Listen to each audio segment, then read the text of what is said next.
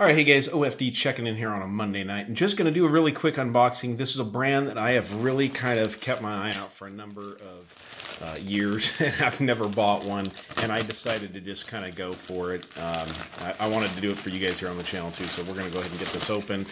Now, bear with me, I do have to undo some packaging, and that's what it takes to get this done. So sorry for that. I don't have a way of speeding up this process, so all right, here we go. We've got the packaging off, and what do we got here? Some numbers written all on the side. I have no idea what that is referring to. Assuming maybe that's a part number. Now, as you guys can see, simple sleeve, cardboard box, no writing on the box whatsoever. And let's go ahead and see. Oh, it's right there. That's what I got, guys. I've got a PARNIS here. Bet you guys are wondering which one I ordered, and here we go. Let's see what's in here.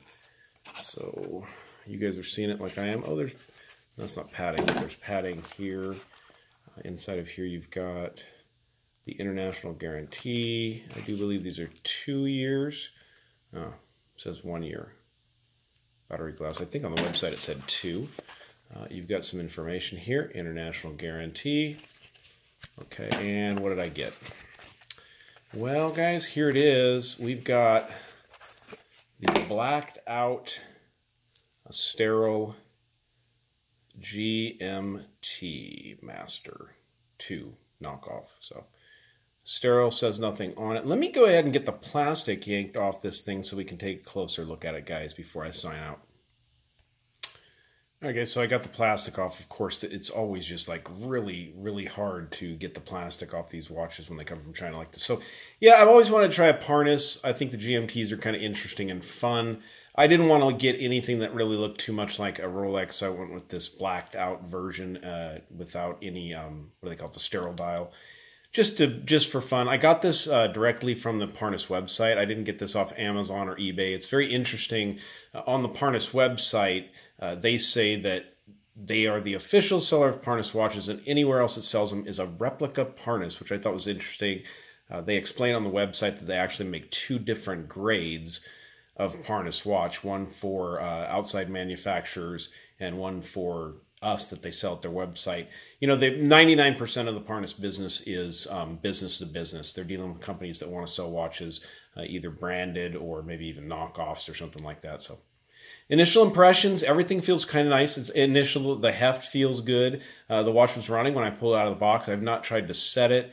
I'm assuming we've got a screw down crown here. Little rough on the crown there, a little tight.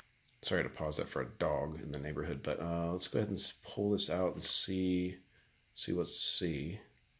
So you pull out first position. That's going to be your date change.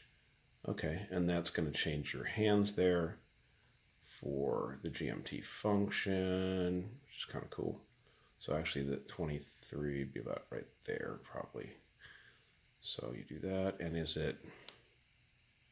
It appears to be a hacking movement too. So once I pulled that out, and it sounds like I'm hand winding it. So I'll do some more research. I do believe that these are running some sort of a Seagull GMT movement in them. Man, that crown is a little bit rough to get screwed down.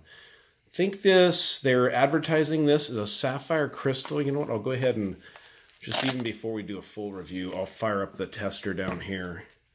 And we'll get it warmed up and we'll test that crystal. But they say on there it's sapphire. They do say this is a ceramic bezel insert on their website. It does feel like ceramic, definitely ceramic bezel insert, but I kind of like the look of the sterile blacked out GMT. This will probably go on a NATO strap. It does have solid in links. The band pleat feels pretty nice. Some on the website had display case backs. This doesn't, obviously. Has more of your Rolex style case back or knockoff. Clasp is cheap, chintzy feeling. Doesn't feel all that great, but not bad. I mean, this watch was like $130 at their website, so it's very, very wallet friendly if you want something in the GMT reign that looks like this. So let's see. We've got the tester warmed up here, and get it just. Let's see what we see. And yeah, it's definitely going to test out as sapphire. As you guys can see how high up those bars are going. So that's a good sign. So I'm sure that the bezel insert is also ceramic, like they say. Let's check that bezel. Yeah, it's got a nice feel. Nothing, you know, nice clicks, nice even clicks, but it doesn't feel like a super strong spring. You know, but very interesting. So they advertise these as water resistant. I'm not exactly sure what that means or if you really want to swim with these at all. I tried to Google, you know, Parnis water resistance and stuff like that, and I couldn't really figure it out. I know Simon Crane, one of my best favorite YouTube guys out there, he did a destruction test on one of these, and it actually fared fairly well. I don't remember if he did water test on it or not, but so guys, stay tuned. We'll get a full review of the Parnis Blackout GMT. Pretty cool looking watch, to be honest with you guys. I think this is a 40mm case. I'll do all the dimensions and stuff in the full review. Appears to be a 40mm case with a 20mm bracelet tapering down to probably 18 and stuff like that. So cool looking watch, guys. We unboxed the Parnis. So there it is, guys. If you like the video, give me a thumbs up down there at the bottom. And if you have not subscribed to the OFD channel yet, please do. Please do. All right, thanks, guys.